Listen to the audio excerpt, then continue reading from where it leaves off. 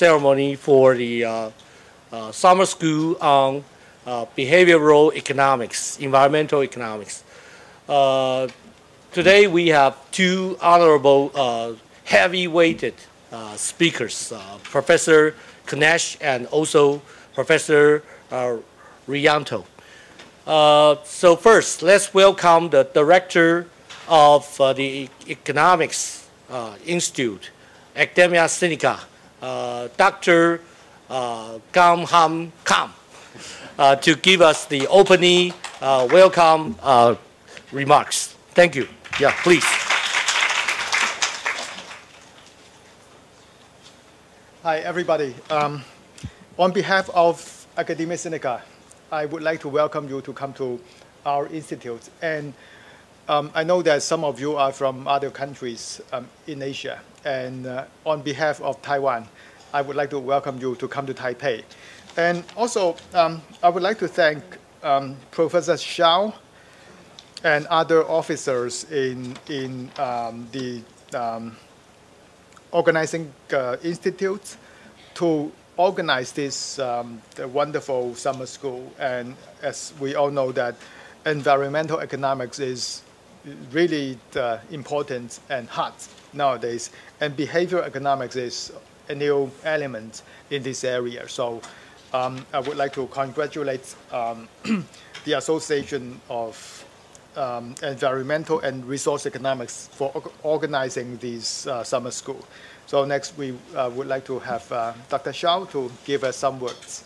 Dr. Xiao, your turn.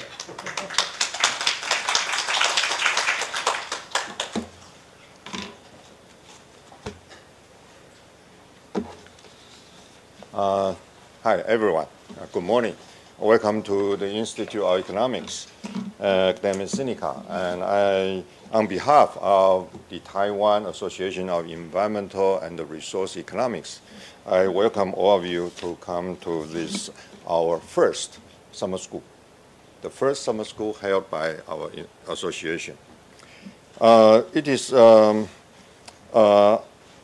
this moment, I'd like to thank all our co-organizers, these four co-organizers, and many sponsors, to make this event happen. And also, I'd like to thank our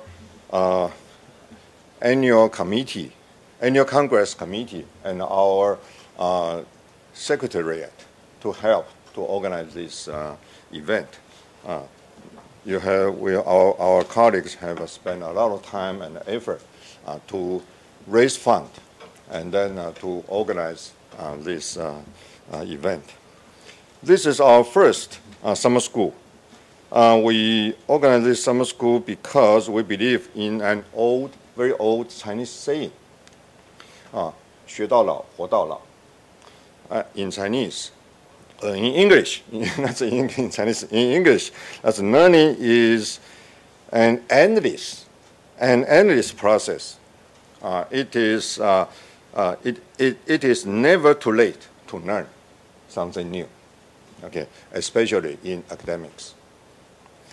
The theme of our first summer school is behavior environmental economics, or behavior economics and the environment. And we are very honored to have successfully invited two prominent scholars in this field, Professor Jack Knetsch and Professor Riyanto. And Professor Jack Knetsch has long been and continue to be a contributor to research in environmental economics and behavior economics. He has been on most lists of most cited economists. In environmental economics, he is best known for his pioneer work on the travel cost method. This method happened to be the topic of my dissertation. So I learned from him, from his book, more than 30 or 40 years ago. And in behavior economics, he is best known for his research and early collaborations with Daniel Kahneman and Richard Thaler on the endowment effect and fairness. He obtained his PhD from Harvard University and is currently emeritus professor at Simon Fraser University. Professor Eiko is associate professor at the Division of Economics, Nanyang Technological University in Singapore. His research is in the areas of experimental and behavior economics and applied microeconomics. He has published in leading journals. And over the years, Jack and Eiko has working together in teaching and research and publish papers in this field. So we believe this summer school will be a very fruitful and informative learning process experience for all of us. And it's never too late to learn something new. So thank you again for your coming. And I look forward to a very lively exchange in this summer school. Thank you. So thank you, Director, and thank you, Chairman. I want to give you some kind reminder. First, please turn off your cell phone or to make it quiet, silent, in the silence mode. And secondly, please leave your water cups outside. We have a table, so because the carpet is expensive, okay, so. And also we have free Wi-Fi in this room, okay. Okay, so in the sessions in this summer school, the two prominent lecturers decide that they will speak in turn. Okay, so there will be two lectures for each session. So they will decide who will present first and who will lecture next. So starting from this morning, we are going to have two lectures in each session. So let's welcome the two heavyweight, prominent lecturers for our summer school, Professor Knetsch and Professor Riyanto, to start from now. Okay, so welcome.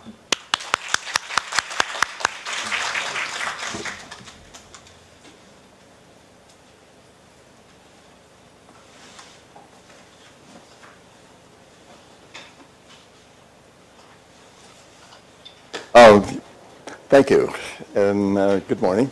Very much appreciate the invitation to come to Taiwan and to talk about things that I like. It's always fun to talk about your work and things that are related to it and so forth. And also, I think there's that is at least potentially very important. I think it's not just a pleasure, but I think it's also important. And it's also sort of reassuring and a bit of surprise that the first summer school that you organize is one involving behavioral economics. I think this is very heartening because, as I'll indicate in a couple of minutes, I'm pretty much of the view that that behavioral economics hasn't really made very many inroads, particularly in environmental things, environmental economics. But I'll get back to that in a minute.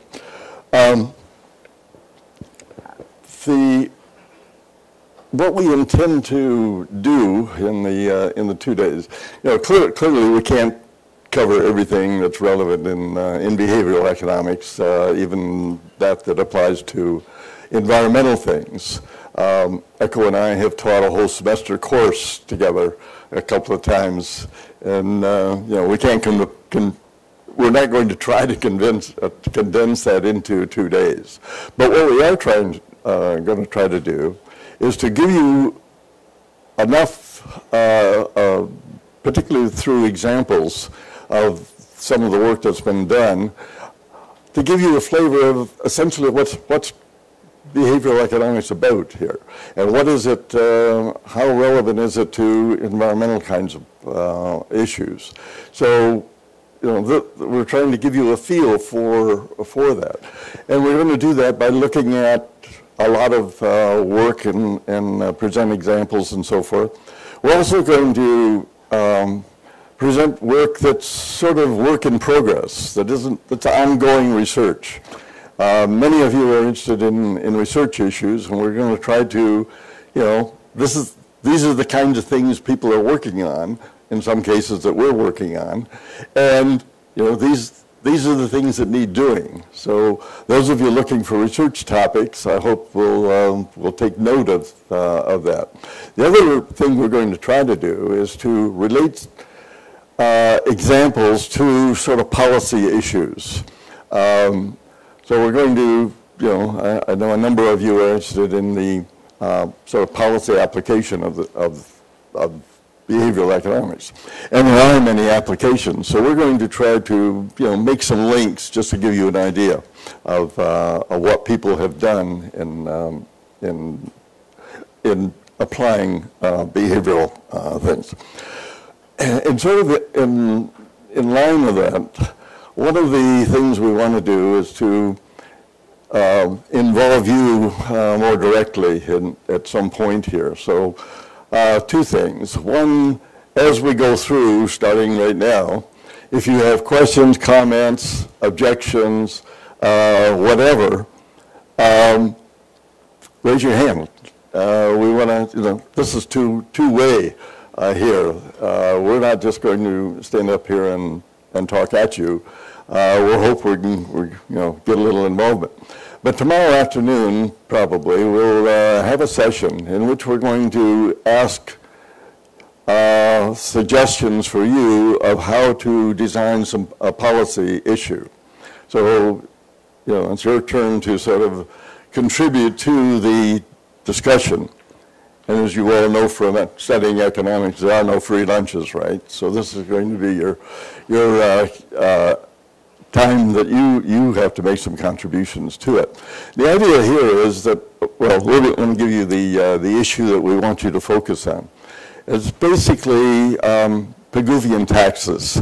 How to design a Pigouvian tax. The Pigouvian tax, as those of you who are economists know, taxes are raised for basically two reasons. One, to raise money to run things, run the government, pay people, and so forth.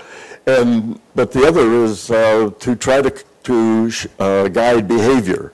So we have things like road tolls, congestion charges, so that we try to encourage people to either not drive a car during rush hour or change the time or whatever kind of thing. So it's to shape behavior in a more socially beneficial way. Those are often referred to as Pigouvian taxes. Pollution taxes, carbon taxes are other examples. And there are two characteristics about Pigouvian taxes. One, economists tend to advocate them because they're good, they work. They do shape behavior often. There are problems, and we'll talk about some of them later. The other characteristic of them is that people hate them. That in just about every country that tries to implement some sort of a Pigouvian tax, it's sort of a death knell for a politician to do this. And one of the things that I want to sort of, try to get some discussion about is why is that? Why do people dislike Pigouvian taxes so much when, in fact, they're probably pretty good? And how can we redesign or design Pigouvian taxes in a way that people won't hate them so much, that we'll get more Pigouvian taxes implemented if that's what we want to do? So what we want to do in this session tomorrow is, okay, you're going to be listening to all kinds of examples of how people behave and so forth. sort of keep in mind that we want to discuss how you might use some of the stuff we talk about today and tomorrow morning and part of the afternoon tomorrow. How can we use some of that stuff to improve the design of Pigouvian taxes? So that's kind of the subject matter, but it's one that I hope you keep in mind as we go through, sort of, oh yeah, that would, help people understand, just sort of mentally make connections so that tomorrow there'll be a flow of ideas back and forth on it. So that's sort of what we have in mind overall for the 2 days, including there. You notice that this is being referred to as behavioral economics. Well, there's often quite a bit of confusion on the part of people who really aren't working in the field between behavioral economics and experimental economics. And we're often asked the question, you guys run experiments, you guys being behavioral people, you run experiments too. What's the difference between experimental economics and behavioral economics? And Echo is going to talk later about sort of what the distinction is between the two. And that's just to sort of clear up that kind of thing. So let me just say a few things about behavioral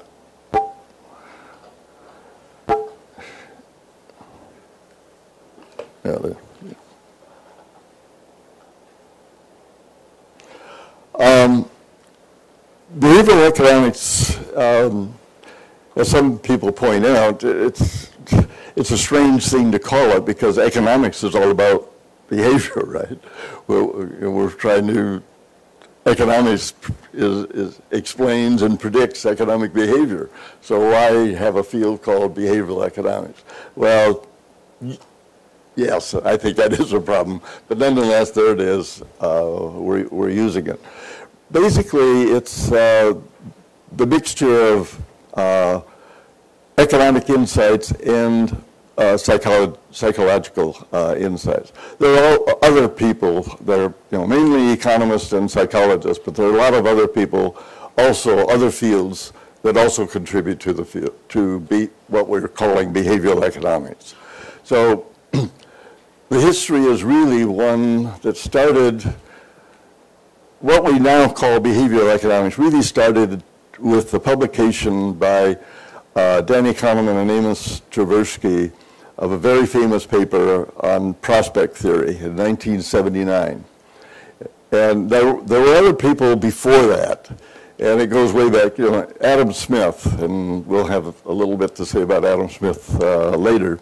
But Adam Smith had great intuition about behavior, and he wrote a book, not the book that economists read, The Wealth of Nations, but his other book, The Theory of Moral Sentiments, which he wrote before he wrote, I think it was before he wrote the other one. And there he talks about all kinds of behavior and how it can be shaped and so forth and so on. So it goes way back to Adam Smith. And Herb Simon won a Nobel Prize in economics in 78, thank you. Herb Simon is an interesting example of the reaction of economists to behavioral things, particularly in the past, but I think it still lingers now. Herb Simon was at Carnegie Mellon University, and their son, lived in Vancouver for a few years. So Herb and his wife used to come to Vancouver, fairly regularly to see their son and his family. And every time he came, he was invited to give talks at both the University of British Columbia and Simon Fraser University.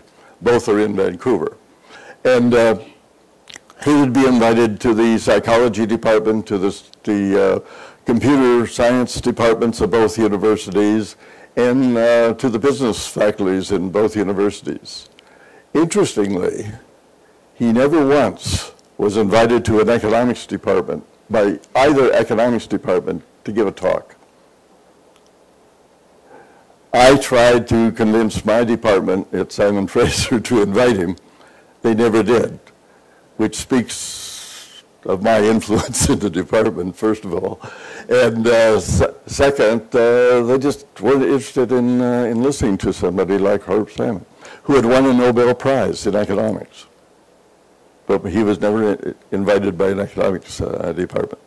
I went to many of his seminars, but they were always in other departments. So anyway, there's Herb Simon, and Herb Simon's work isn't really in the same sort of mold as most of what we're going to be talking about now. Mostly what he was concerned with is the limitations of human minds, basically, that they just couldn't get their minds around the kind of things that they would be required to follow all of the assumptions of standard theory. And that was really what Herb was on about. That's not really what we're going to be talking about here. That's true, but here we're looking at, okay, how do people actually behave? You know, quite apart from the fact that they can't get their mind around the complicated set of equations to choose optimally, how do they in fact behave? And that's kind of a different tack than Simon's work. So it was really started what we're calling behavioral economics. It really got its big boost with the publication in Econometrica in 1979 by Kamhon and Tversky.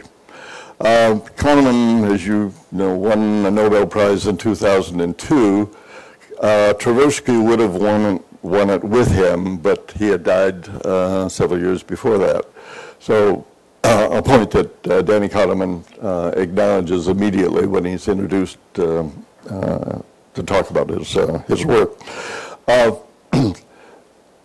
The interesting part there is, by the way, when Danny Kahneman won the Nobel Prize, he had never had an economics course in his life, and he won the prize in economics. I happened to mention that to my youngest son, and he said that sort of figured, that sort of matched his reaction to economics when he took it as an undergraduate. He thought it was pretty worthless anyway, and not have had a course wouldn't have bothered him. That's my former son, by the way, that said that. Anyway, they published it in an economics journal. Not because they were trying to influence economists. They had no interest whatsoever in economics or economists. It happened that Econometrica was a journal that was publishing good papers in decision making. And that's what their paper was about, how people make decisions. So that's why they published it in Econometrica. And of course, it went on to become this famous paper that's, I don't know how many sites it has, but 20 or 30 or 40,000 citations or something like that. It's one of the most cited papers in all of economics now. But they had no interest in economics. It was only later when Danny Kahneman met up with Dick Thaler, and then the three of us worked together for a couple of years on a thing that he got interested in economics. He used to borrow my textbooks, and he would read them over the weekend, and then we would get together almost every day for about a year. We would get together on Monday morning, and I always knew Monday morning was going to be like an oral PhD exam again. Danny would have read another textbook, and he would quiz me on why we do this, why we do that, and so forth. It was like another exam, an oral exam on a day. I met Danny, by the way. We were both on a committee, PhD committee at UBC. We often share committees between Simon Fraser people and UBC people.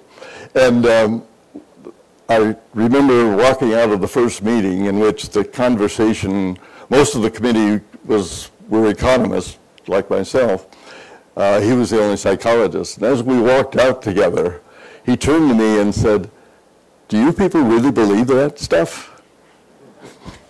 That was my introduction to how what Danny Kahneman thought about what economists do. That he says, you know, we've known, that is, psychologists have known that people don't do that.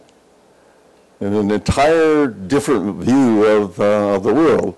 And that's been, you know, an interesting career, really, of working with psychologists, because they really do look at things very differently. And the whole field of behavioral economics, I think, has benefited from this joining. So it's really psychology and economics and various decision sciences that have done this. And there are many people, well, not many, but there's certainly some people who suggest that we know so much now about how people actually make decisions and how much it contradicts the assumptions of standard economics, that the time is now ripe to abandon standard economics and start over again. Now, there's, including a couple of Nobel Prize winners in economics who hold that view. That's not a view that I hold at all, and it's not a view that most people working in the field hold. Mostly, we feel that, okay, what we're doing is still economics. What we're doing is bringing in the observations about people's behavior.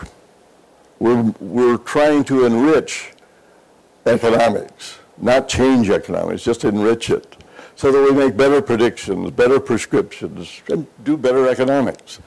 That's what we're about. Not some people feel that that's what we're really up to, is to try to undermine economics. That's, in my view, that's not at all the case. It's just how can we make things better, improve it by bringing this stuff in. The use of behavioral economics has varied enormously by field. Probably behavioral finance is the leading field where behavioral stuff has been applied, good research has been done, and so forth. It's, you know, it's part of finance. So behavioral finance is where behavioral stuff has really been the most used and probably the most useful.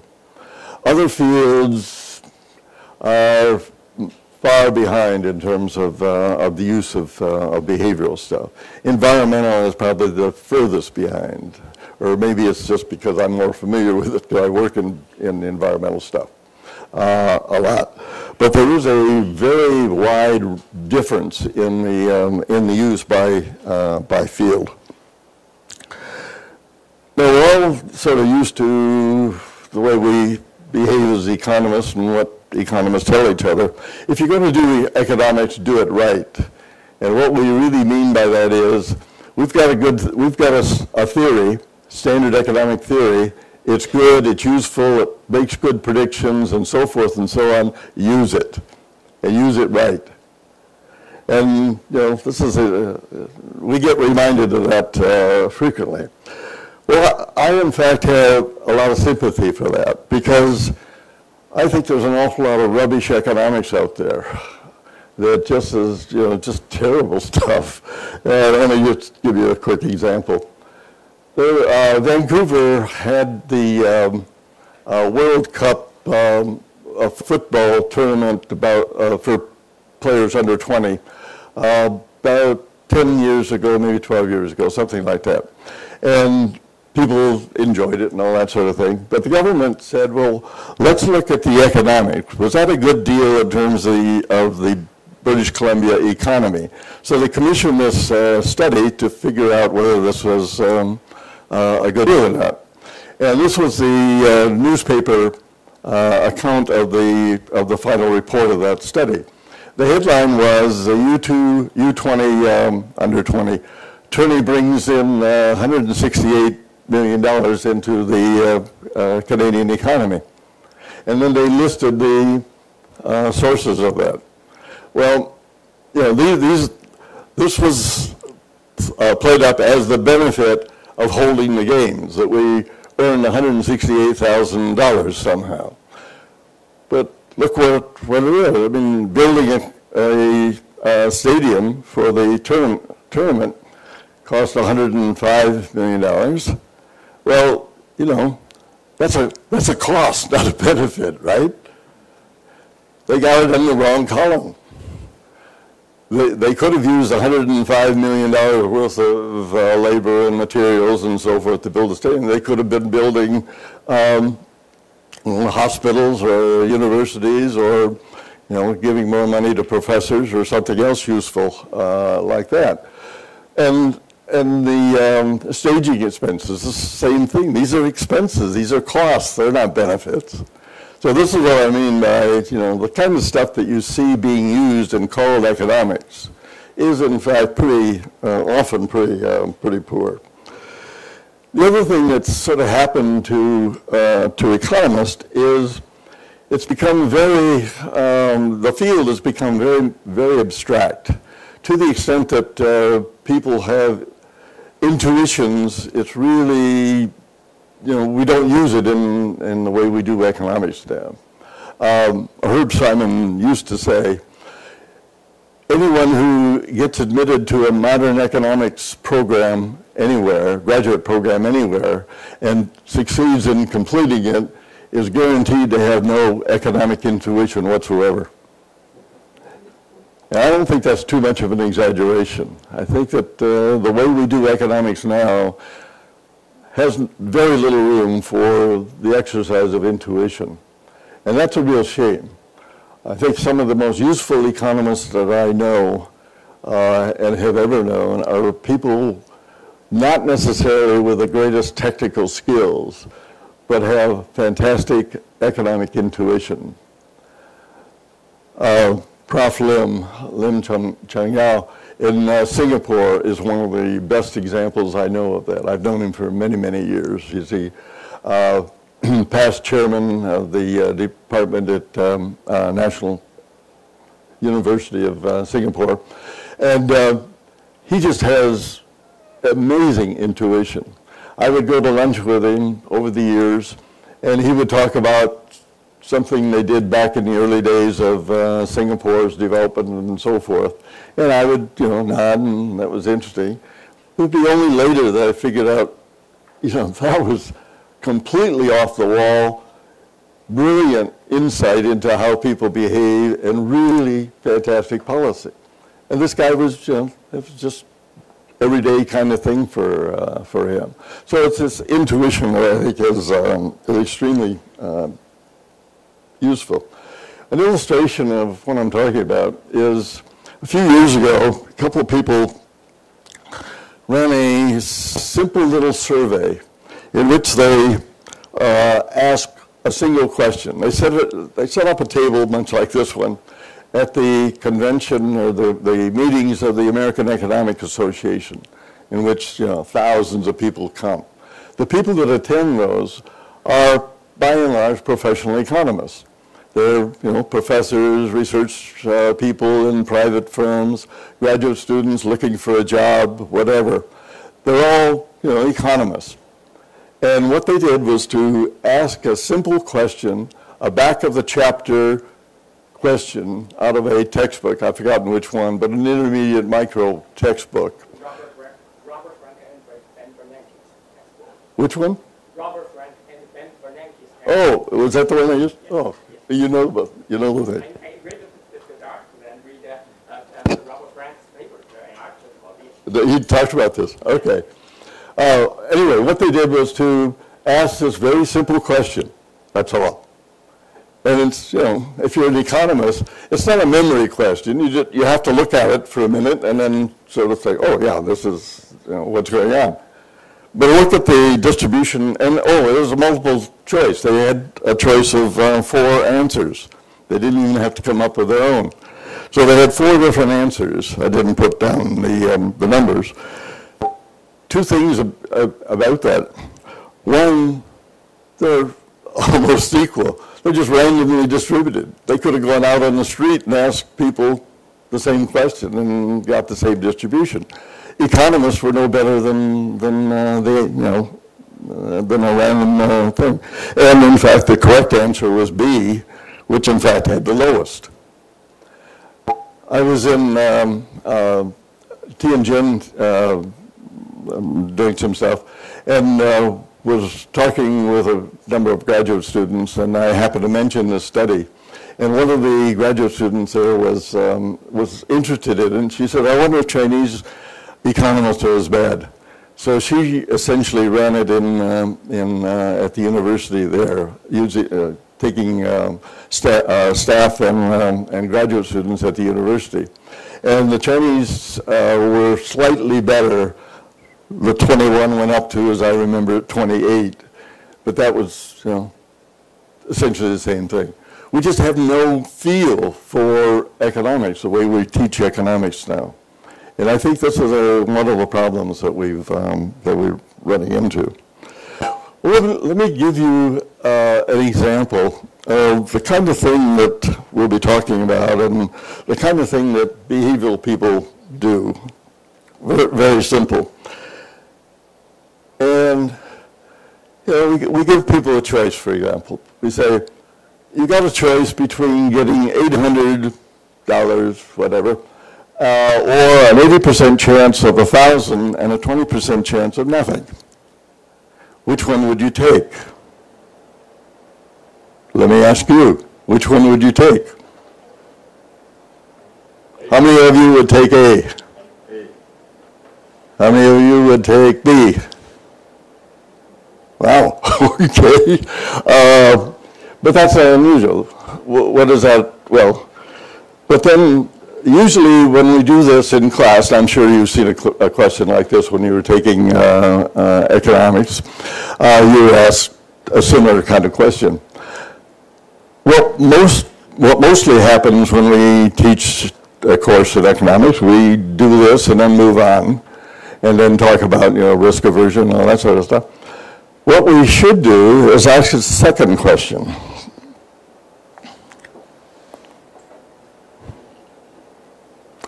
Same numbers, but a minus sign. We're now talking about a loss. Which would you do if you had to make a choice? You either had to pay $800 for certain, or 80% chance that you would pay 1,000 and a 20% chance you would pay nothing.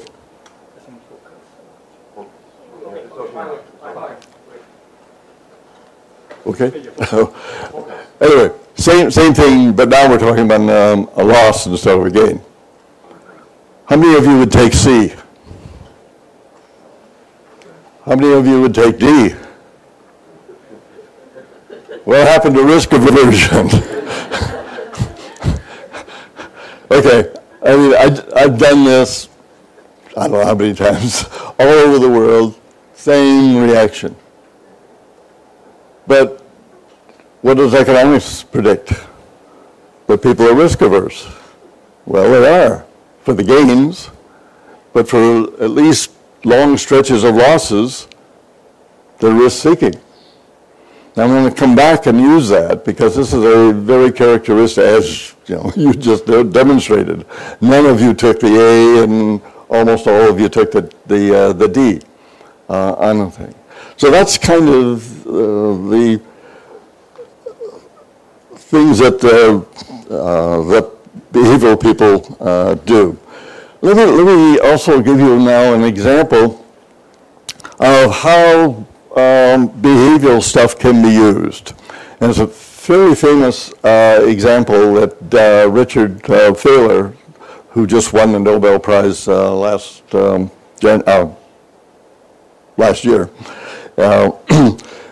Anyway, Dick has run this. He's at the University of Chicago, and as he tells the story, one day somebody walked into his office who was personnel director or something of some fairly large firm in the Chicago area. I have no idea what the firm is. And said, Dick, we've got a problem with our people. And I understand that you know something about behavioral stuff. And Dick allowed that he tried that he did know something about it. And he said, our problem is this. When people come to work for us, we tell them what their wage is going to be or their salary is going to be. And then we say, how much of that wage or salary do you want to contribute to the pension fund, to your retirement scheme? And we will match it or whatever the deal was on a typical arrangement. And he said that what people tend to do is either say nothing, they're short of money, but they'll contribute more later. So, or they'll name some small amount. And he said what happens is, of course, that people don't change later. They continue to work and continue to contribute just a small amount of their money into a pension scheme so that when they retire, they take a huge drop in their standard of living. And he said, well, how can we get these people to contribute more so that this doesn't happen?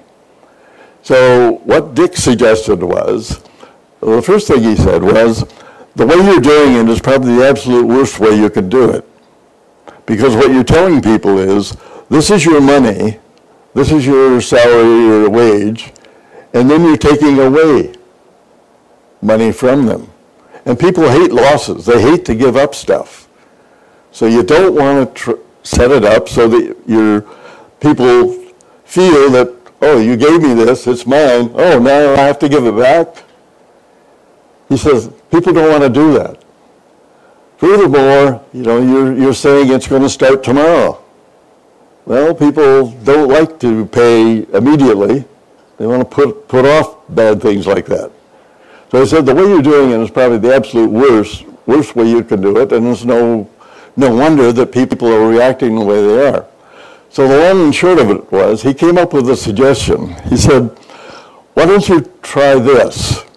And he said, tell people their wage or their salary, and then say, in a year, you're going to get a salary review or a wage review, and you'll probably get an increase in your wage after a year. How much of that increase that you get at the end of the year will you contribute to your retirement scheme? And notice how that feels different. The first one, they had to give up something, had to give it up immediately. This one says, no, you don't have to give up anything. You're going to get something. How much of that increase will you contribute? In other words, you're reducing the amount you get. You don't have to give anything. It's just you get less. Well, giving up a foregone gain is a whole lot easier for people than digging into their pocket, basically, and giving money now. And furthermore, putting it off for a year helps on the thing. What happened was that they implemented this. Their current average savings rate under their old scheme was 3.5%. Their workers were contributing 3.5% of their wage or their salary. After they came in with Dick's suggestion, it went up to 13.7, almost 4 times higher. Furthermore, it stayed there. Furthermore, other firms heard about it. They came to Dick. The result is there are hundreds and hundreds of firms in the U.S. now doing this, involving thousands and thousands, hundreds of thousands of workers on this scheme at Dick's suggestion. What Dick has done is to tell these people, okay, I hope you set the scheme up. All I ask is that you allow me to use the data from what happens. So that's his deal with these companies. So he's running all over the U.S. Setting these things up. He told me a couple of years ago, he said it was probably by far the best thing he's ever done as an economist. It was so useful and changed the lives of so many people for the better. He said it's probably the best thing he's ever done. And I think he's probably right. But notice how, what he's done here is, okay, this is the nature of the problem. People hate giving up stuff, and you're requiring them to give up stuff. How can you change that in a way so that you soften that or change it or something? And he came up with this clever idea. Okay, you just give up part of your future earnings. That's just a straightforward way of using the insights from behavioral economics. So that's sort of what we're looking for all kinds of stuff. How can we use the insights from behavioral stuff? We know how people feel, we know how they react and so forth. How can we use it to, not club them over the head, but show them a better way to do things? Sort of another example of that same feeling of foregone gains, just very quickly. This is a picture, the official picture of Danny Kahneman getting the Nobel Prize from King Gustav of Sweden in 2002. What I want to call by the way, just in case you have to worry about this sometime in the future, what happens when you win a Nobel Prize is you get a telephone call with this guy with a Swedish accent telling you won the Nobel Prize. And depending on where you are in the world, in North America, it always comes early in the morning kind of thing. So in Taiwan, I think it'd be early evening that you would get the telephone call here. So anyway, you get the telephone call telling you that you've won the prize. But then you get a second telephone call, and it tells you, because they know that most people don't have a suit like this. So I don't know anybody that has a suit like this. So they say, if you don't have a suit like this, go down to a tailor and get measured up, and have the tailor send it to this tailor in Stockholm, and he will make up the suit. And then when you arrive, you can get the fittings and finish it up and so forth. So that's the second telephone call that you get if you win the Nobel Prize out of it. So when you arrive in Stockholm to receive your prize, which consists basically of three things. One, a beautiful plaque with the certificate of the Nobel Prize. You get a medal. And of course, you get a check for a lot of money. And the thing. So you get to Sweden, you get onto the tailor, you get the final adjustments on your suit, and then they give you the suit, and they don't charge you. You get the suit seemingly free. Then you go, and then when the big day arrives, you put on the suit and go down and get your prize and so forth. And then you get your check in the envelope, and then you go to your room. You don't open up in front of the king, of course. And you go back to your room, you open up the thing, and it says, Nobel Prize, $1 million or whatever the prize is that year. Second line, cost of the suit. You pay it out of the thing, so you don't get $1 million, you get $990 whatever $1,000. But notice, do you care? You got almost $1 million. Are you really going to worry about whatever a suit costs, $3,000? I have no idea what it is. On the other hand, had you had to pay when you arrived in Stockholm, oh, you want $3,000? Oh, okay. You would feel it. But they've got it. They had it right. They've been doing this since 1900 apparently. I asked Dick Thaler about it, and he said he thinks they've changed the system now. That they just give you a whole bunch of money, and that's to airfare and stuff like that. And he said that he doesn't know what's going to. I talked to him just before he left for Sweden, and he didn't know what they were going to do when they got. And I haven't talked to him since about it. I don't think, but that's how they used to do it. But they were on to, the behavioral stuff. way back then.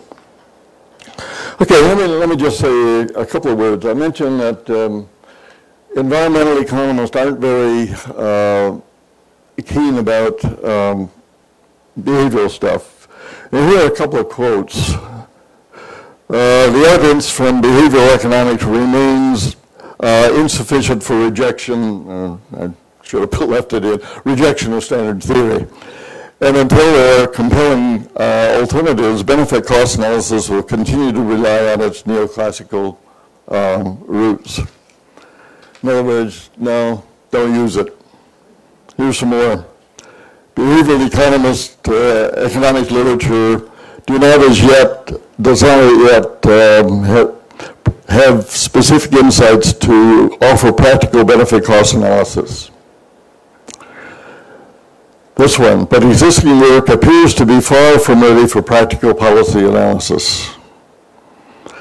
We conclude that the evidence from behavioral economics remains insufficient to support the wholesale rejection of rational choice theory. Nobody said they should, but anyway. All four of those were quotes from people who are fellows of the environmental area, Association of Environmental and Resource Economics. This is the establishment view in environmental, and I don't understand it. It's not like it's a free good. If this stuff is right, then not using it is imposing a social cost, it seems to me. Well, let me leave it at that, and Echo will take up.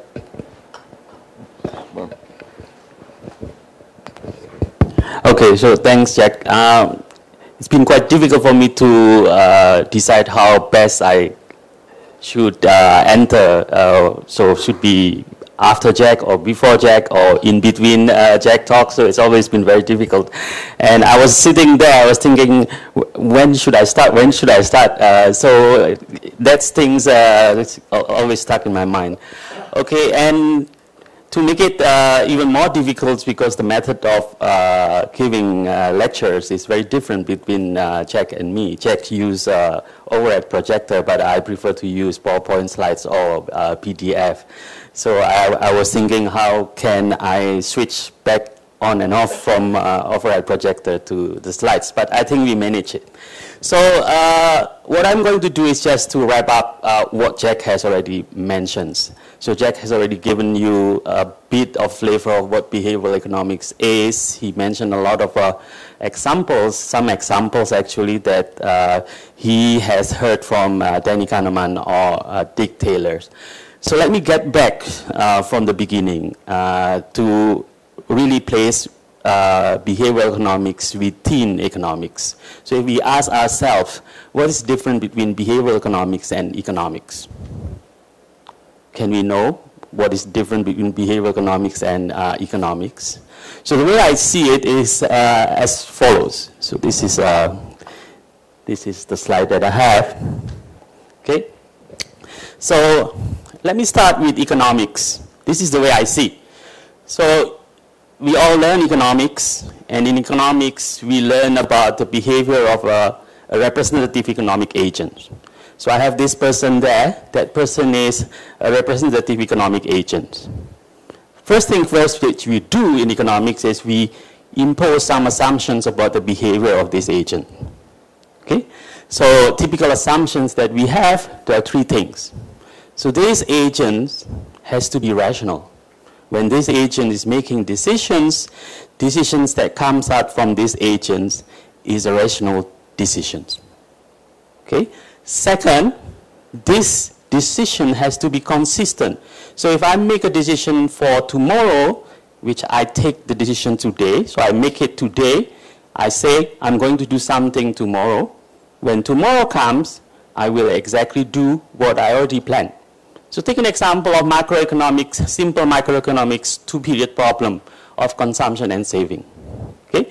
So you decide how much to consume today, how much to save. If you save more today, you can consume more tomorrow.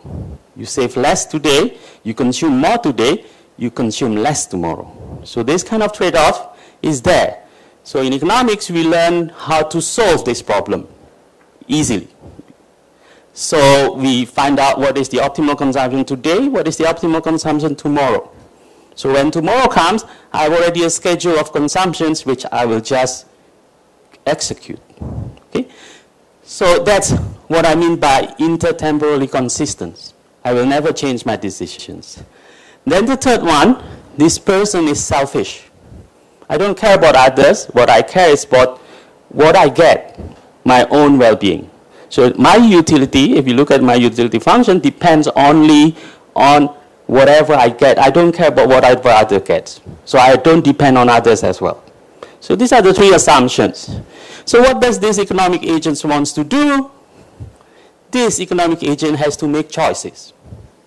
So choices would be what goods to consume, what actions to take. Okay? And in doing so, we face constraints, opportunities, and all kind of constraints like income and time. In one day, I only have 24 hours. I cannot possibly do more than 24 hours. Okay? Now, what is the goal, the end goal? The end goal is to achieve the best outcome possible, measured by utility, or well-being, sometimes we call it. So economics, to me, in a simple way, is a study of how people make decisions, given the constraints that they face, and given the set of assumptions that we have in order to maximize utility. Now, there is another branch, which is psychology. So in psychology, we also learn how people make decisions. Okay? But the way they do is different from the way economists like to do. So they study how people make choices, but they look at it from the point of view how people think, from the mental functions and behaviors that people have.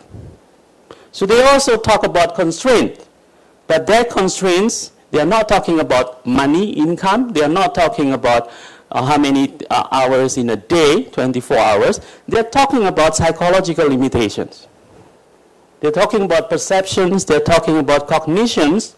They're talking about attentions. And they're talking about emotions. So all of these things, you do not see them included in the standard treatments in economics. So we don't have emotional influence in economics decision making. We don't study cognition. Only until recently, we have a lot of papers in economics that look at the cognitions and attentions, limited attentions, that we are not as sophisticated as what we think we are when we study economics. So, contradictions. Because all of these psychological limitations points to the fact that people are not rational. They are not rational. They are also not consistent. So we see a lot of people procrastinate. I talk to my students say, oh, I still have time tomorrow I'll study. But when tomorrow comes, they end up not studying. Okay? So these decisions, what they think is an optimal decisions, when they make it earlier, when that day comes, it becomes no longer optimal for that person. Okay? So that's what I mean by seemingly contradicting the assumptions that we have in economics. Okay? So, and that is important. And we think about our mind is easily tricked. And that's because of that, it leads us to make mistakes, and we have bias in judgment. And this mistake and bias in judgments is systematic and predictable way. So this is an important part here. Systematic and predictable way. It's not me, myself, only who make mistake, but everybody else also make the same mistake. Systematic and predictable way. Okay? And that's the key. So let me give you an example of this. Many of you have seen these examples. This is just to illustrate that people make the same mistakes. Not only me, but everybody else also make the same mistakes. If I ask you, the inner line here, which one is the longest? Actually, the same. They are actually the same. But when we see these 3 lines, we might think that this is actually the longest. But they are not. They are all the same. What about this? Is this straight lines? Or is it sloping up or sloping down?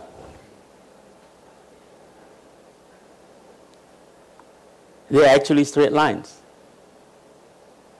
But the way we see visually, it just looks like that they are actually not straight. What about this? Are these bent? Or are these straight? They're all straight. Which one is bigger, this circle or that circle?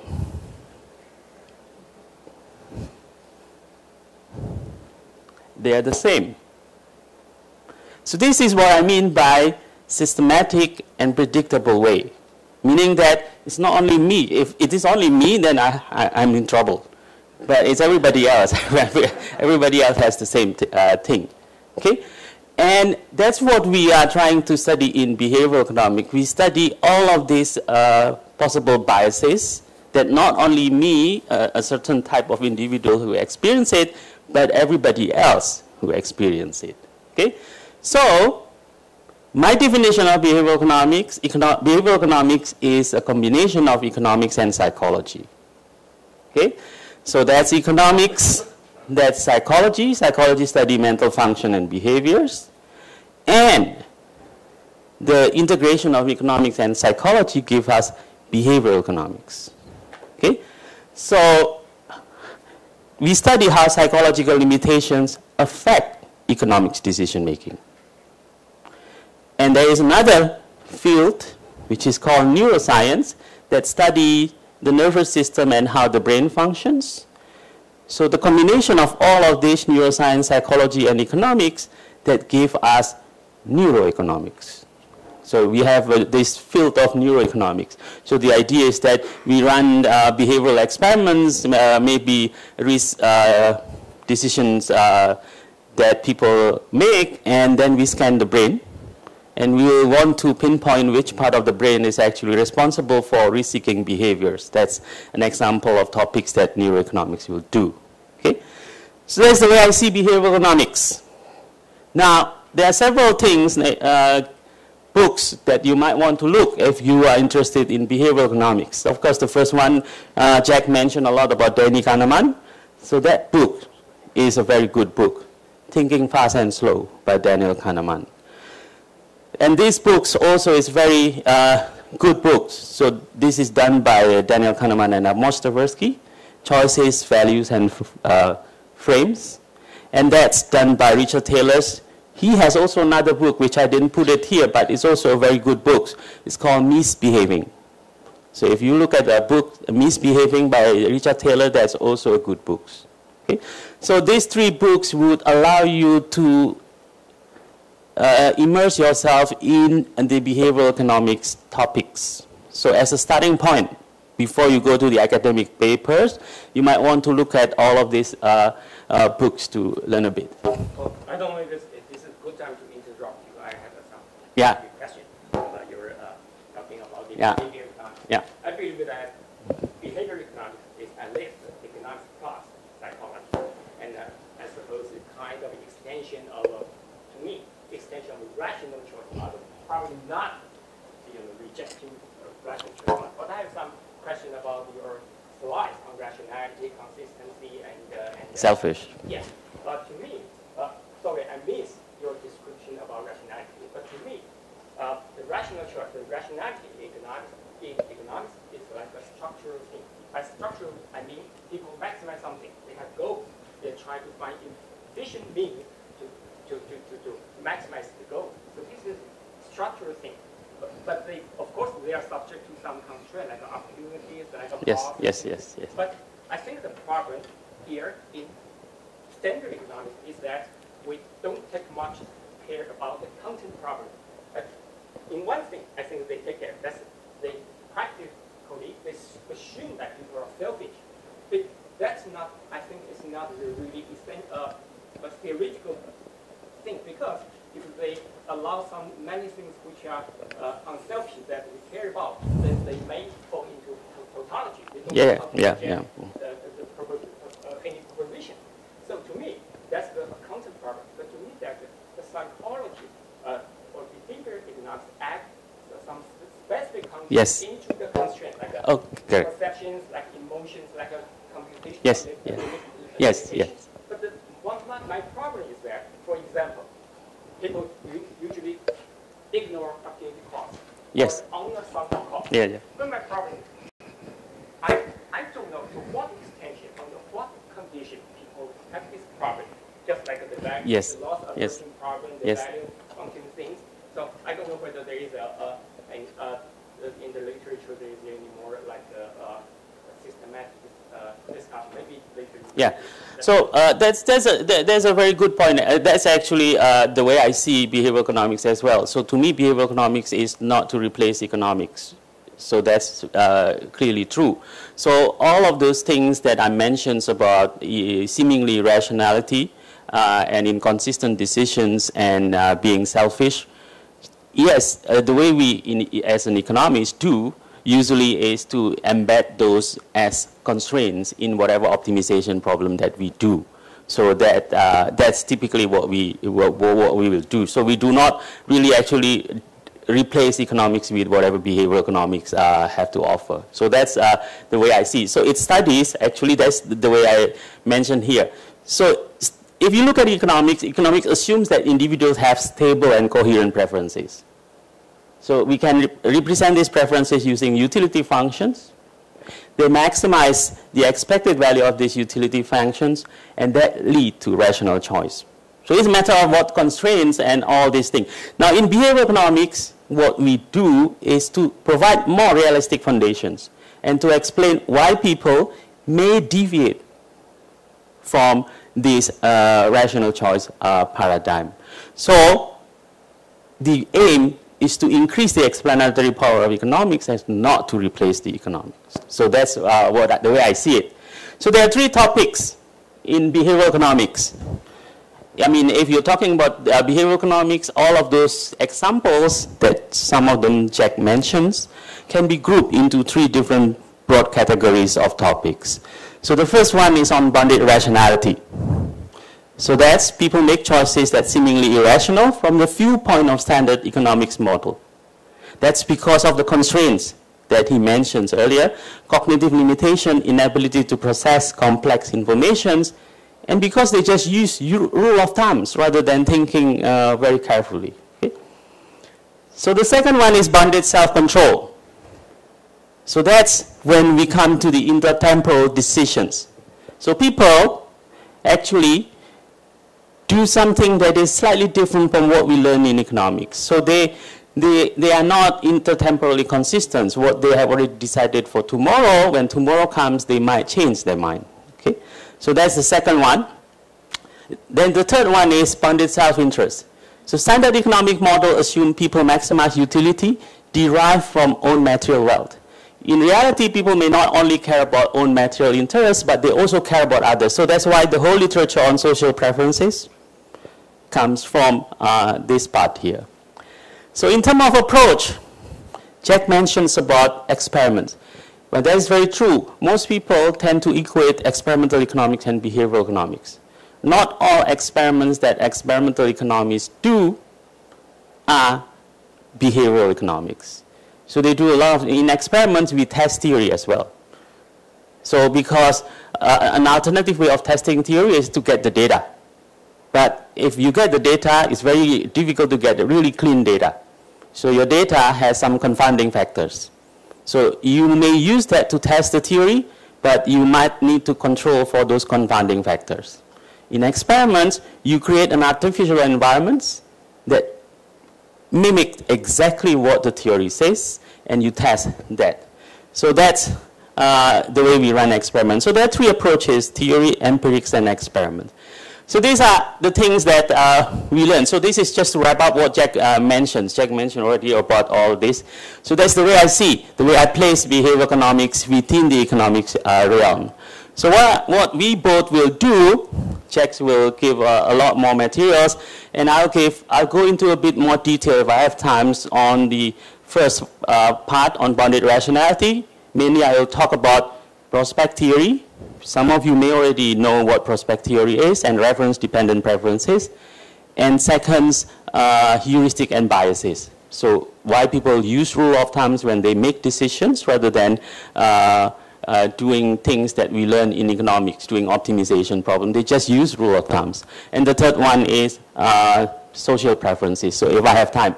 And then we both will also present some example of behavioral studies, recent examples of behavioral studies that particularly are related to environmental and energy economics issues. Okay, I have some example of studies, some materials that hopefully if I have time I can put them up either today or tomorrow. Okay, so that's for me just to wrap up what Jack said.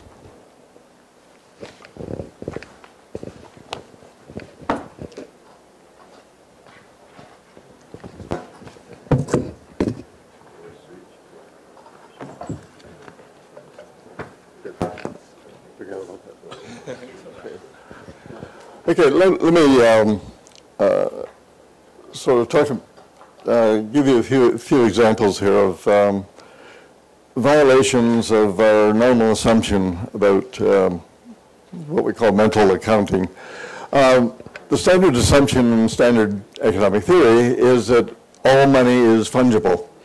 And what we mean by that is it doesn't really matter where the money comes from or the category of what kind of things it goes to. Money is money, and it's just interchangeable on a thing. That's the standard assumption in economics. And people frequently violate that. I do, and I suspect everyone else in this room does as well.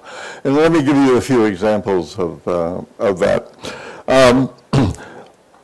Retired people have investments, often have investments, and in part at least live off the benefits or the yield from those investments. Now, let's say that they invest in at least partly in shares, company shares, and company shares can yield money either by the payment of dividends, of course, or they can not pay as much dividends and have the value of the shares increase. Either way, if it's a profitable company, you're getting a return on your investment. Now, you should be indifferent between a company that pays. Let's say you have two identical companies. They're equally safe and they make equal profits. One takes their profits and declares dividends with all of the profits, just keep it simple. So the shares remain at the same value, but the profits are given to the owners in the form of dividends, which people then use to live on. The other company pays no dividends whatsoever and reinvests their profits in the company, expands the operation of the company. So the value of the shares increase to reflect the increased value of the company. Now you ask people, which do you want to invest in if you're a retired person, or for that matter, anyone? Overwhelming, they should be indifferent, right? They're the same company making the same amount of money, your return is the same. If you ask people, what do they say? They say overwhelmingly, I want a company that pays dividends. Why? Because I get a dividend check, I can spend it. If I have to get money from the company that increases, I have to sell shares to get money to spend.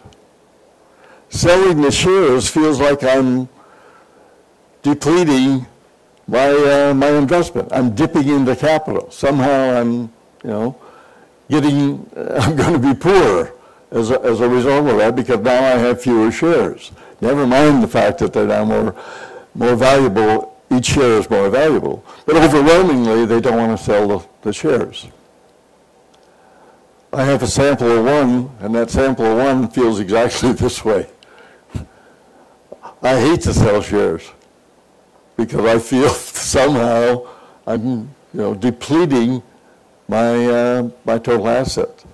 Whereas a dividend check arrives, we go out and spend it, blow it, kind of thing. It feels different. Second example is sunk cost effect. Okay, we all learn in economics, we try to teach others to not pay attention to sunk cost, right? And nobody ever believes us, of course, that they do pay attention to sunk cost, no matter what we say. But they shouldn't. Give you an example from Singapore. Singapore is a relatively small country, as you're all aware. Some nice people happen to live there. But they, like every other basically city, they have a congestion problem or a potential congestion problem with cars. So if they have too many cars, they're going to have serious congestion problems. So what Singapore has chosen to do historically is to put a very, very heavy tax on the purchase of automobiles. So a friend of mine, Yusin Kwa, some of you may know, Yusin and I years ago happened to buy a new car at almost the same time and kind. We both bought a Honda something, I've forgotten what it was, at roughly the same time. In Canada, I paid the equivalent of about 25,000 Canadian dollars for it. This was some years ago. Houston bought the same car in Singapore and paid the equivalent of about, I think we figured about $130,000. That's how big the tax was, the purchase tax was. Now what's the consequence of that? If you have paid $130,000 for a car, you've paid, whether you use the car, drive 1 kilometer or drive 100,000 kilometers, it's the same cost. That's a sunk cost. You've paid for the car, you put it out, you can now drive it. If you've paid that kind of money for a car, what is your inclination? If I've paid that much for a car, I'm going to use the bloody thing, right? I'm not going to walk anywhere. I'm not going to take public transit. The kids aren't going to have to walk. I'm going to drive them everywhere, right?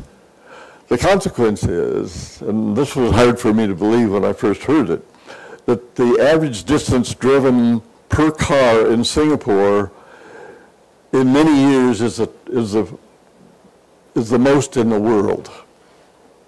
People in Singapore drive their car more than anyone else in the world.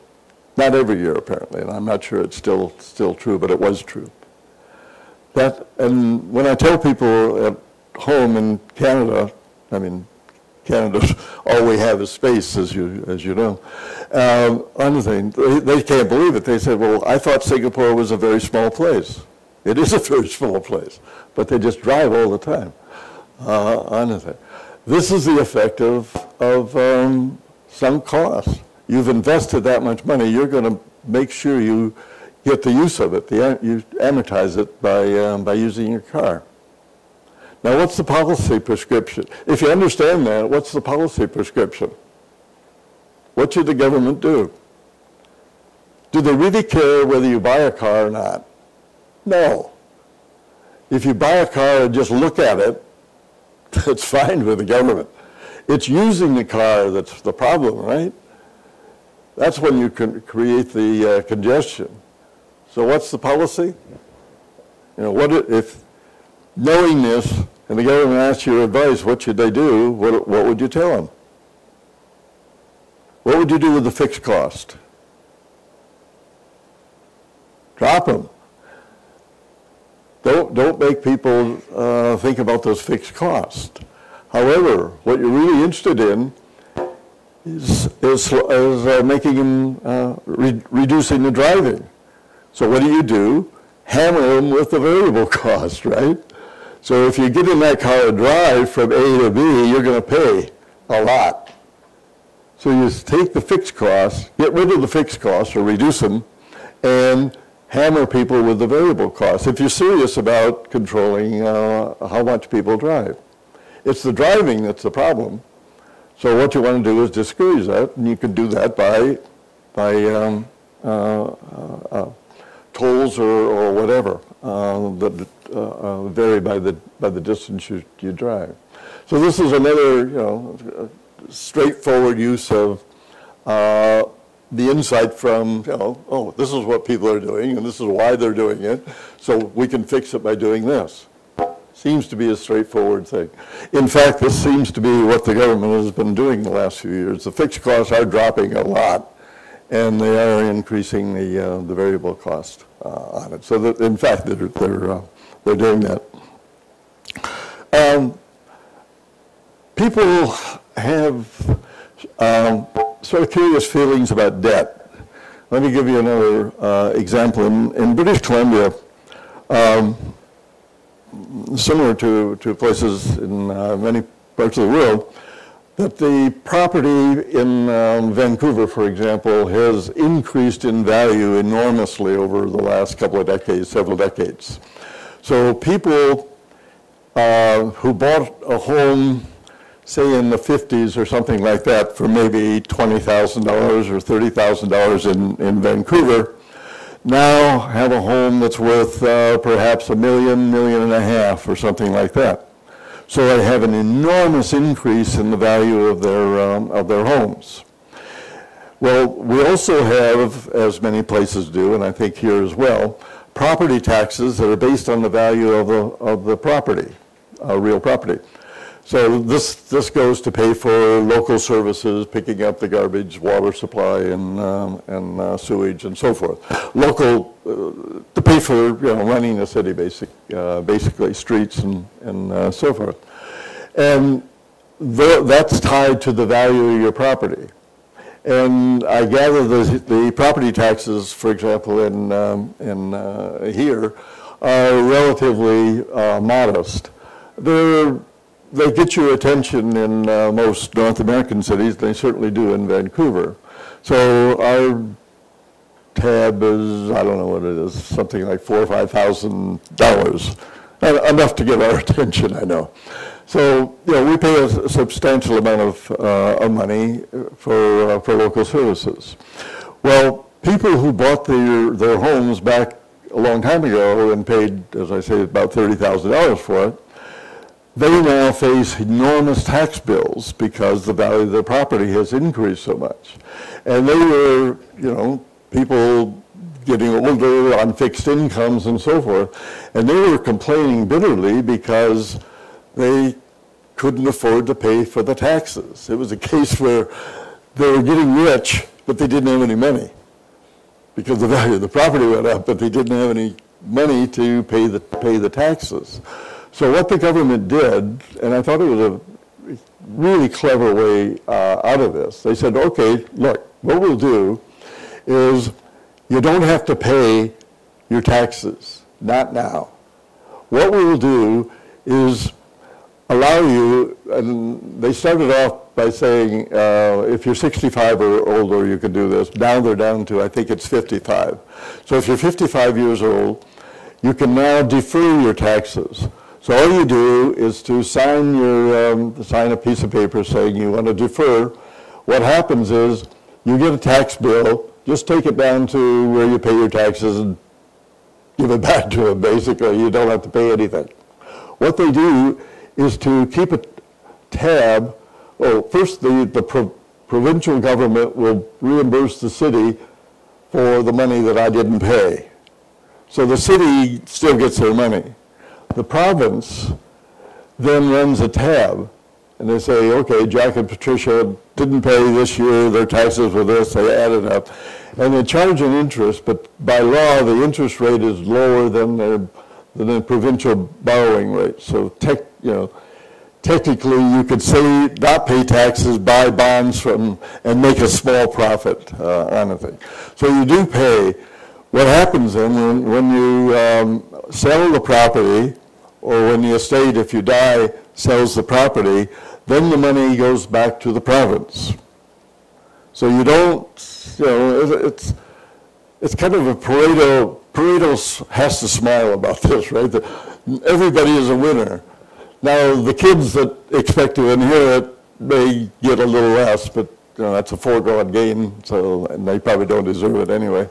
So everybody is a winner. You don't have to pay your taxes. Now, everyone, it isn't that people don't know this, they know it. The take-up rate, how many people do this that are eligible to do it?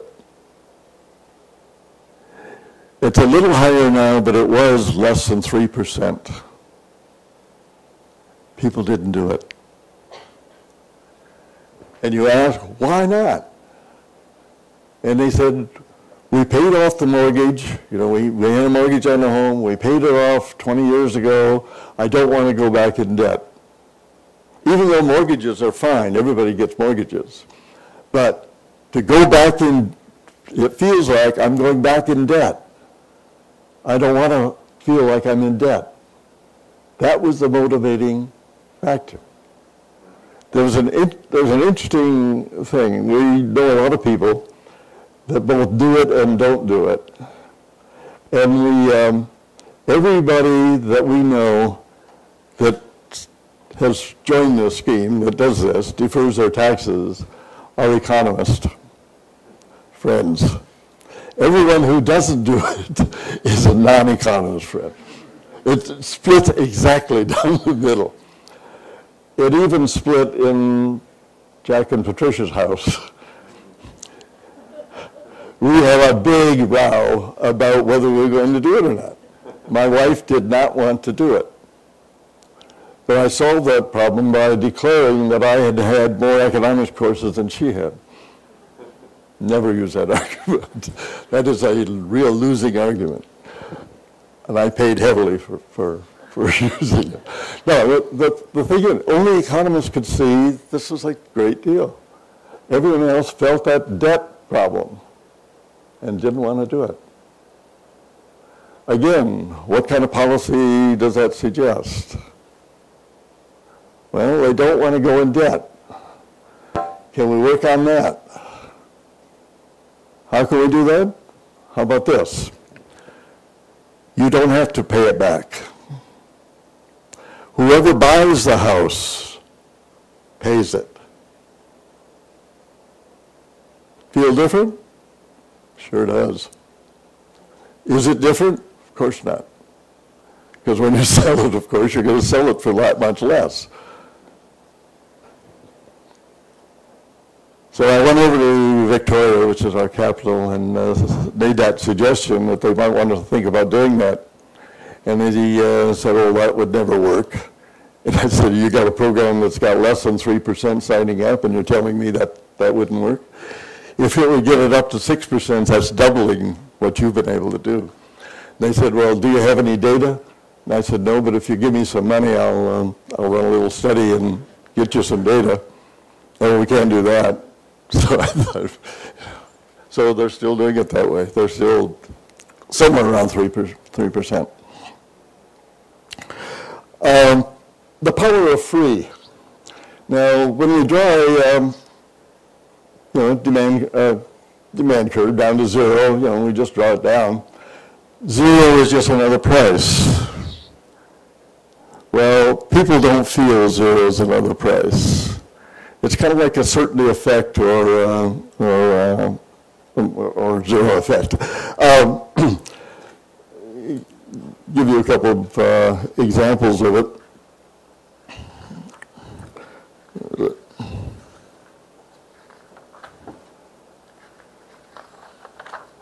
Oops.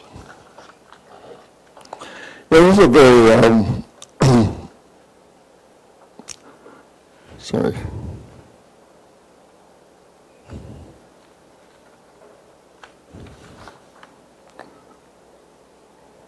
Didn't bring the slide. Okay, what they did was to offer people 2 pieces of chocolate.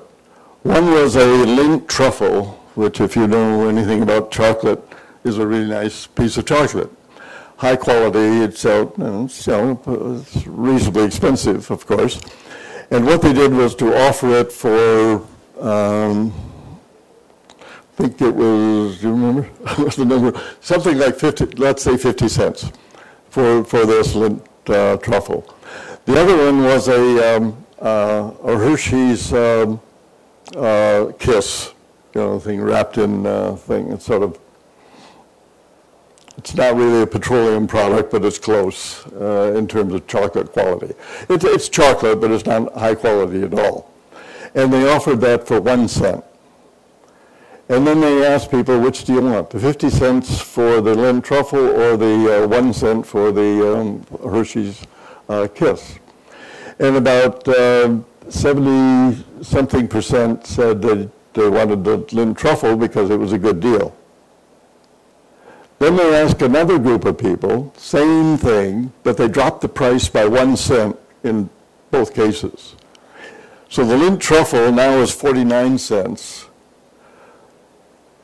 The Hershey Kiss was free. It was down to 0.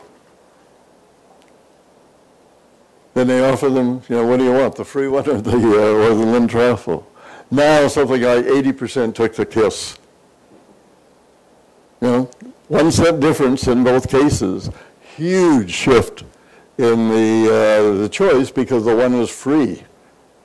Free doesn't feel like just 1 cent less than one. It's different.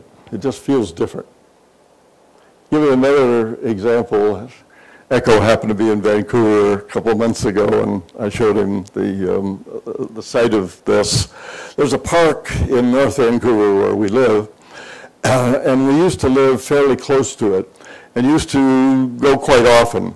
And it had a swinging bridge over a deep canyon and so forth, and some great hiking trails around and so forth. It's just a nice park.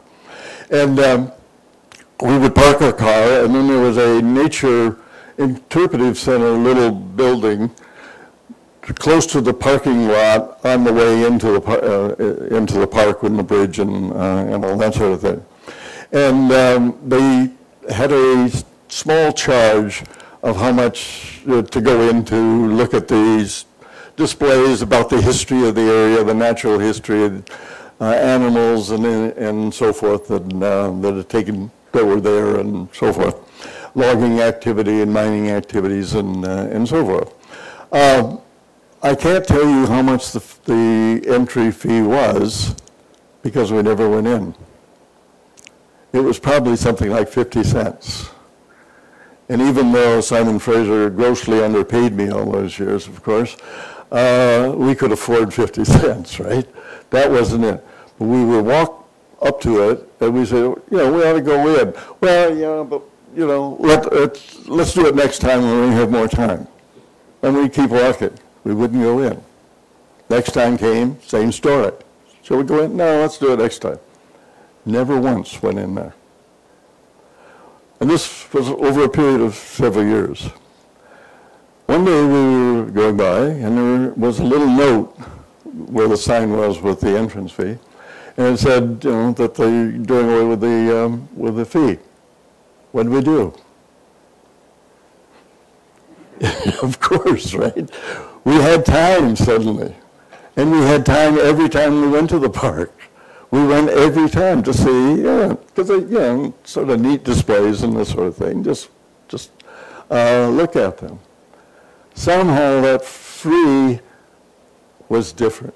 It was okay to go in. It had nothing to do with affordability. It was just free. If there's a price, then I have to figure, well, is it worth the price? If it's free, I don't have to. I just go. Don't have to weigh it, kind of thing. So people treat free as very different.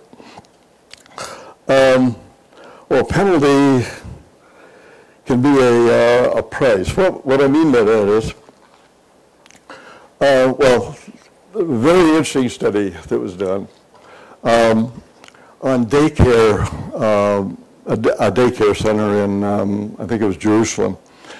And daycare centers all over the world have a common problem. And that is parents drop off their children in the morning, go to work or whatever, and some parents don't come back on time, and the staff has to wait because they can't throw the kids in the street. They've got to wait for the parents to come and pick them up to take them home. So it's a real imposition on the staff of the daycare center. And how to get around that problem, because people just show up late. They try not to, but things happen, and so forth. So what happened in this daycare center in Jerusalem was they asked an economist what they ought to do. And of course, what did the economist say? Yeah. Put a charge. Charge them money if they show up late. Because, we want to deter showing up late. So the way to do that is put a fine in. So they did. What happened? The number of people showing up late increased, not decreased. It made it worse. Why? Well, now, it used to be, when there was no fine, there was a real moral feeling. I gotta get there because otherwise I'm really inconveniencing a lot of people, and I would feel bad about that. So there was a moral thing compelling me to try to show up on time. But sometimes, things happen and you can't. Once they put in a price, now I could go have a drink with my friends or whatever I want to do, because all I have to do is pay some money, and that buys me the right to show up late. It's just the price of showing up late. So instead of feeling, that this is something to change my behavior, it just made it worse. It now allowed me to feel okay about showing up late because I'm paying the price for it. So you have to be careful about how we sort of frame these things to, here's the Lindt truffle. There's 15 cents instead of 50 cents, okay. But same thing. Okay, there's also something called focusing illusion. And people,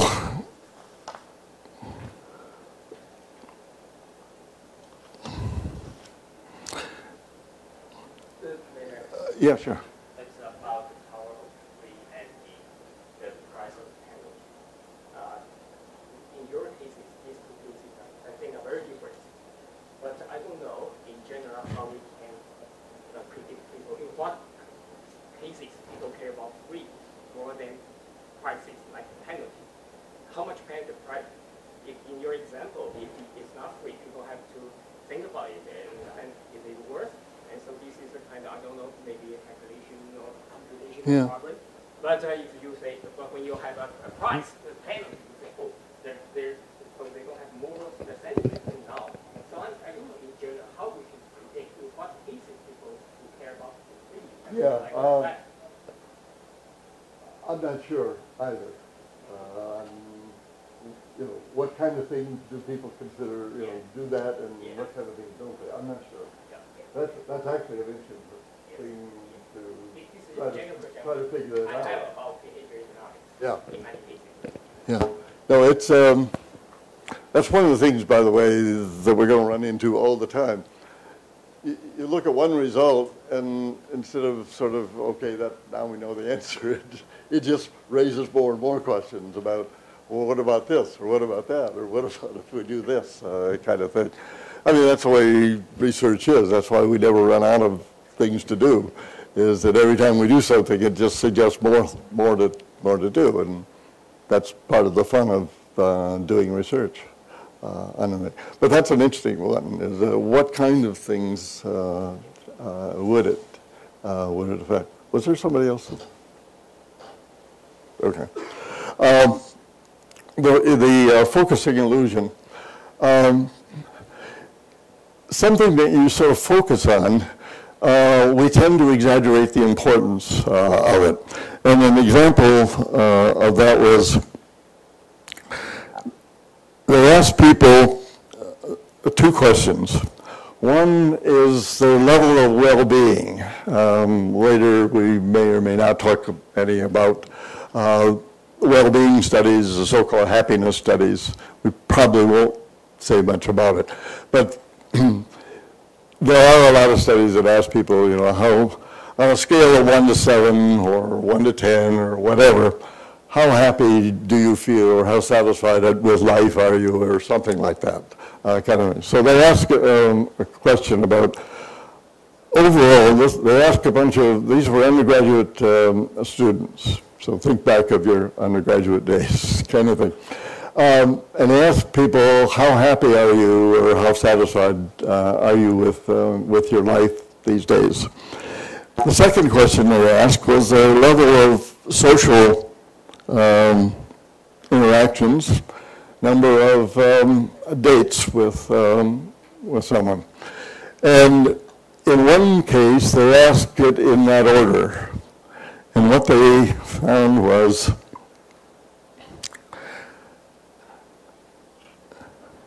the correlation between the two was practically non-existent. That is, when they told people how happy they were or satisfied with life or whatever their level of well-being was, that the correlation between that and the number of dates that they had experienced in the last month or whatever it was almost non-existent. Then they asked another group of people the same two questions, but in the other order. Correlation went way up. In other words, when they asked first about their social life, and if it was really great, then you ask them, how happy are you? Yeah, I feel great. If their social life was the pits, and then they ask them, you know, how happy are you? They were miserable because they just confessed that their social life was terrible, that kind of thing. So this is a social, a case of a focusing illusion. A psychologist at Chicago, Chris C., has done a very interesting series of studies on, what is it? Good grief. Oh, here it is.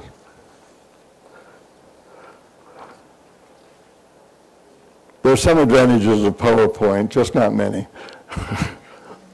Okay, let me just end on this one. Okay, this is also in case you decide to give up being an economist and go into the ice cream business instead.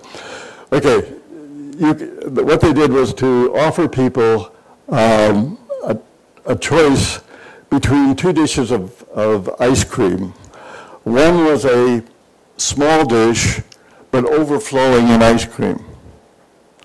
The other was a large dish, but not even completely full. There was, in fact, more ice cream in the large dish, but it only partially filled the dish. Then they asked people, how much would you pay for the two? And they said, when they looked at it separately, they would pay $1.80 for it. And if they only looked at the large dish, they would pay $2.23. But if they compared the two, they could then see that there was more ice cream here than here. Then, of course, they paid more for it. But looked at separately, they didn't have anything to compare it to. So what people tend to do then is to compare the ice cream to the dish, which in this case was misleading, but that's all they had to look at. Oh, that's a dish only half full. That can't be worth much. Or, oh, wow, it's overflowing. So, that was their comparison. In fact, it was irrelevant, but that's all they had to do.